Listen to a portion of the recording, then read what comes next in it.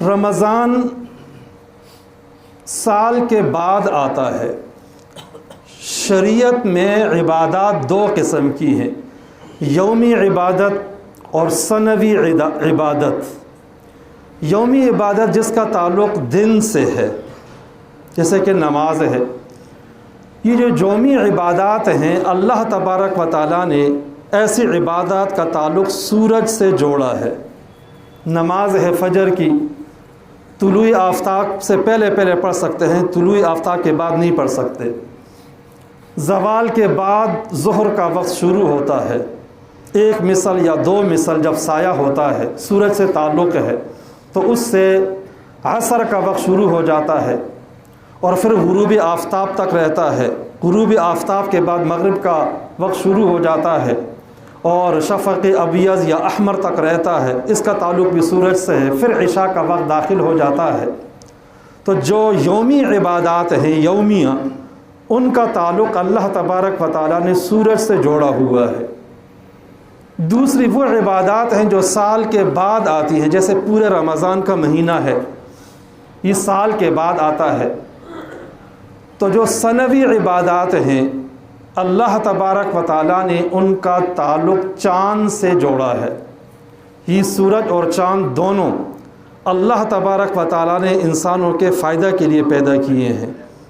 الشمس والقمر بحسبان یسألونک عن الأہلہ قل ہی مواقیت للناس والحج، دونوں فائدے کے لیے ہیں۔ ایک شمسی تقویم اور کیلنڈر ہے اور ایک قمری ہے جس کا تعلق چاند سے ہے۔ تو جو رمضان المبارک کا مہینہ ہے، چونکہ یہ سال کے بعد آتا ہے، اس لیے اس کا تعلق چاند سے جوڑا گیا ہے۔ چنانچہ ماہ شعبان کے بعد جب چاند نظر آتا ہے تو رمضان شروع ہو جاتا ہے۔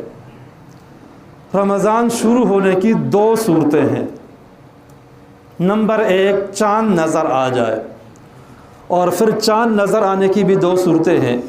ایک تو یہ ہے کہ بندہ خود اپنی آنکھوں سے چاند دیکھ لیتا ہے، یہ اس کے لیے حجت ہے، وہ روزہ رکھے، اگرچہ قاضی نے اس کی گواہی قبول نہیں کی، اور ایک بندے کی یوں گواہی قاضی قبول بھی کرے، وہ کوئی پابند بھی نہیں ہے، لیکن خود روزہ رکھے گا۔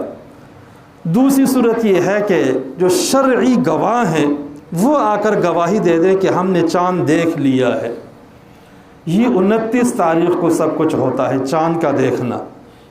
اگر چاند نظر آ گیا یا گواہوں نے گواہی دے دی تو رمضان شروع ہو جائے گا، اور اس کا مطلب یہ ہوگا کہ شعبان 29 دن کا تھا۔ اور اگر 29 کو چاند نظر نہیں آیا تو اب ہے فَإِنْ غُمَّ عَلَيْكُمْ فَأَكْمِلُوا عِدَّةَ 30۔ 29 کو چاند نظر نہیں آیا تو 30 دن پورے کر لو۔ اب شعبان کے 30 دن مکمل ہو گئے تو اب نہ چاند دیکھنے کی ضرورت ہے، نہ گواہوں کی گواہی کی ضرورت ہے، بس آگے آٹومیٹیکلی رمضان شروع ہو جائے گا۔ اس لیے کہ اسلامی مہینہ 29 اور 30 کا ہوتا ہے، 28 کا نہیں ہو سکتا، اور اسی طرح 31 کا بھی نہیں ہو سکتا۔ لہٰذا رمضان کے ثبوت کے لیے دو چیزیں ہونے چاہیے، یا تو رؤیت ہو، اگر رؤیت نہیں ہے تو شعبان کے 30 دن پورے ہو جائیں۔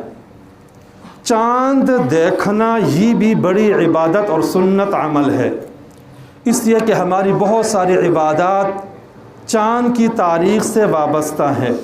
آپ صلی اللہ علیہ وسلم چاند دیکھنے کا اہتمام کیا کرتے تھے، اور جامع الترمذی میں ابو ہریرہ رضی اللہ تعالی عنہ کی روایت ہے، رسول اللہ صلی اللہ علیہ وسلم نے ارشاد فرمایا، احسو حلال شعبان لرمضان، صرف رمضان نہیں، شعبان کا جو چاند ہے اس کو بھی گن کر رکھو، اہتمام سے دیکھو، اس لیے کہ اس کے بعد رمضان شروع ہو رہا ہے، لہٰذا پہلے سے ہی تمہیں معلوم ہونا چاہیے کہ شعبان کب شروع ہوا اور کب ختم ہونے والا ہے۔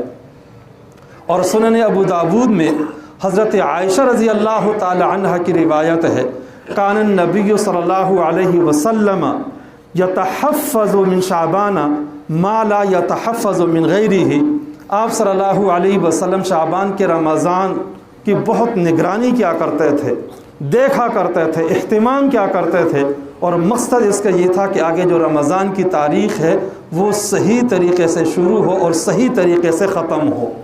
اس لیے پہلے سے ہی آپ صلی اللہ علیہ وسلم اہتمام کیا کرتے تھے، اور پھر جب رمضان کا چاند نظر آ جائے، کسی بھی مہینے کا چاند نظر آئے تو اللہ سے دعا کرنا چاہیے۔ حدیث میں یہ دعا آئی ہے، اللہم احلہ علینا بالیمن والایمان والسلامۃ والاسلام والتوفیق لما تحب وترضى ربی وربک اللہ۔